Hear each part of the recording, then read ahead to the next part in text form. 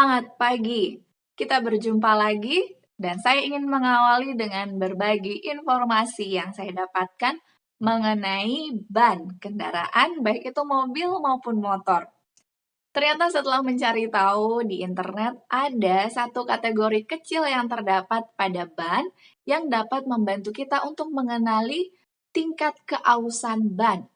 Jadi ternyata ada satu bentuk segitiga kecil sekali yang terletak di sisi lapisan luar dari ban kita. Dan itu biasanya bentuknya segitiga sama kaki. Jadi segitiga itu akan mengarah kepada alur dari ban yang ada di tengah. Nah, di antara alur itu ada tonjolan kecil di mana ketika ban itu terus mengalami pergesekan dengan jalan, lama-lama kan jadi tipis ya lapisan ban itu. Ketika lapisan luar itu semakin tipis dan tiba pada titik TWI atau Tread Wear Indicator itu, tingkat keausan ban, sudah sama dia letaknya, maka itu artinya sudah waktunya bagi kita untuk mengganti ban. Karena kalau misalnya kita paksakan terus sampai terlalu tipis ban itu, maka tidak akan ada lagi cengkramannya kepada jalan. Karena alur dari ban itu sudah tidak ada karena semakin tipis. Itu dapat membahayakan nyawa kita karena apalagi di saat jalur yang berair, hujan turun, mobil itu bisa terpeleset dan menabrak sesuatu. Karena itu, informasi kecil ini sangat berguna bagi kita. Saya pun ketika mengetahuinya baru saya pergi mengecek ban mobil dan motor. Oh, ternyata betul ada tanda segitiga kecil di sana. Semakin saya mengetahui informasi-informasi kecil ini, semakin saya mengenal tentang kendaraan yang saya gunakan. Sama seperti bagaimana kita mengenal Tuhan, dengan hal-hal kecil yang kita syukuri, kita bisa memiliki hubungan yang lebih kuat lagi dengan Tuhan pencipta kita. Mari kita terus bersyukur, kita mulai dari hal-hal yang sederhana, yaitu hal-hal yang kecil. Baik, kita tiba di tanggal 19 Agustus dengan judul renungan pagi kita ialah kita bersyukur kepada Allah karena anugerahnya yang tak terkatakan. Dengan ayat inti tertulis di dalam 2 Korintus 9 ayat yang ke-15. Syukur kepada Allah karena karunia-Nya yang tak terkatakan itu.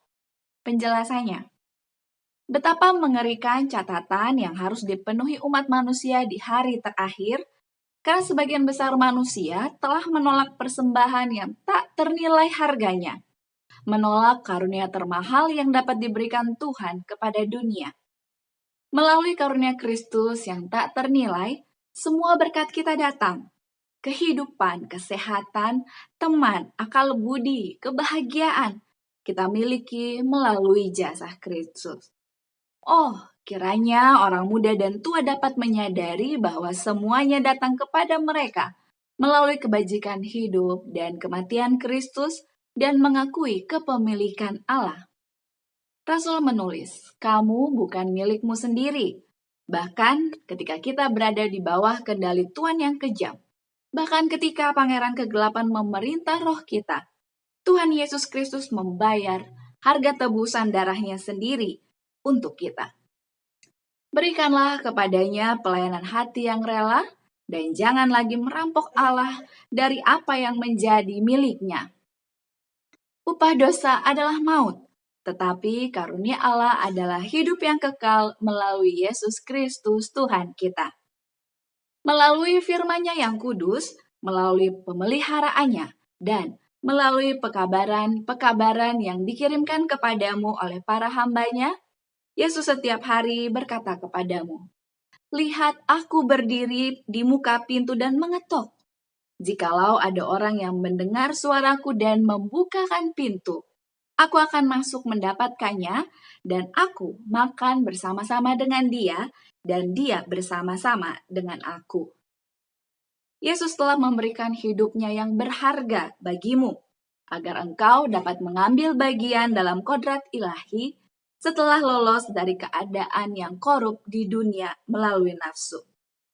Sebab itu serahkanlah dirimu kepadanya sebagai jaminan kasih yang bersyukur. Kalau bukan karena kasih yang diberikan Kristus kepada kita secara cuma-cuma, Kita sekarang sudah putus asa di tengah kegelapan rohani. Bersyukurlah kepada Tuhan setiap hari karena Dia telah memberikan Yesus kepada kita. Pikiran bahwa Kristus mati supaya kita mendapatkan karunia kehidupan kekal sudah cukup untuk memunculkan rasa syukur yang paling tulus dan sungguh-sungguh dari hati kita, serta pujian yang paling antusias dari bibir kita. Aplikasinya baik kita hari ini, mari kita kembali mengingat peristiwa-peristiwa yang pernah kita lewati ketika kita nyaris berada di ambang kematian, baik itu mungkin melalui peristiwa kecelakaan ataupun kejadian yang lain.